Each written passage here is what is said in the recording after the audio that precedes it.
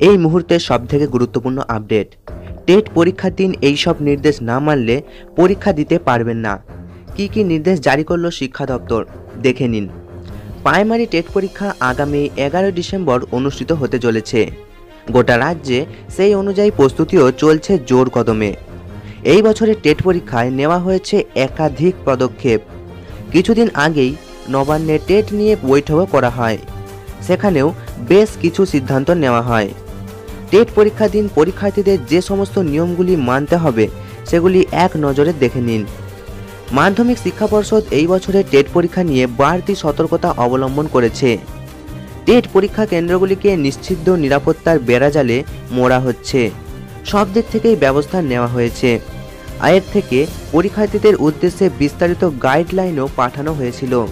সেখানে উল্লেখ করা হয়েছে একাধিক নিয়মাবলীর, যা পরীক্ষার্থীদের মানা বাধ্যতামূলক। এমনকি জানানো হয়েছে যে পরীক্ষার্থীদের অ্যাডমিট কার্ডেও নির্দেশাবলীর উল্লেখ থাকবে। এছাড়াও স্কুল শিক্ষা দপ্তরের রাজ্যের জেলাগুলির উদ্দেশ্যে 16 দফা গাইডলাইন পাঠিয়েছে। পরীক্ষার্থীদের 11 ডিসেম্বর টেট পরীক্ষার বেশ কিছু নির্দেশ মানতে হবে। তো এক নজরে আমরা দেখে নেব প্রাইমারি টেট রুলস 2020 কি কি নিয়ম রয়েছে। প্রথমত, প্রাইমারি টেট পরীক্ষা 11 ডিসেম্বর দুপুর 12টা থেকে 2:30 পর্যন্ত চলবে, কিন্তু পরীক্ষা হবে 2.5 ঘন্টার। কিন্তু নির্দেশিকায় বলা হয়েছে পরীক্ষা শুরু হওয়ার 2 ঘন্টা আগেই পরীক্ষার্থীদের পরীক্ষা কেন্দ্রে পৌঁছতে হবে বলে জানানো হয়েছে পর্ষদের পক্ষ থেকে। দ্বিতীয় দফা, পরীক্ষা কেন্দ্রে পৌঁছানোর পর পরীক্ষার্থীদের বায়োমেট্রিক ভেরিফিকেশন করা হবে। টেট পরীক্ষা কেন্দ্রে যাতে কোনো ভুয়ো পরীক্ষার্থী প্রবেশ না করতে পারে সেই জন্য এই পদক্ষেপ। টেট পরীক্ষা কেন্দ্রে মেটাল ডিটেক্টর ব্যবহার করা হবে, অর্থাৎ পরীক্ষার্থীরা কোনো ধাতব জিনিস পরীক্ষা কেন্দ্রে নিয়ে যেতে পারবেন না।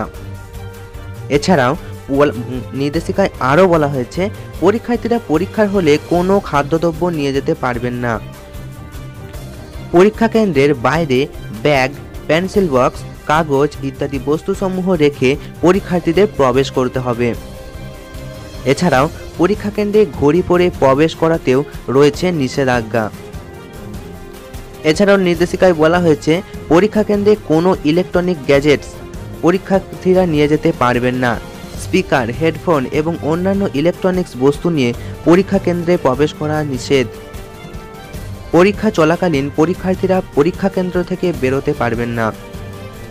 এছাড়াও প্রত্যেকটি পরীক্ষা কেন্দ্রে থাকবে সিসিটিভি ক্যামেরা, অর্থাৎ পরীক্ষা চলাকালীন পরীক্ষার্থীরা সিসিটিভি নজরদারির আওতায় থাকবেন। টেট পরীক্ষা কেন্দ্রে পরীক্ষার্থীদের নির্দিষ্ট রোল নম্বর অনুযায়ী বসার ব্যবস্থা করতে হবে। তাদের জন্য বরাদ্দ করা আসনেই তাদের বসতে হবে।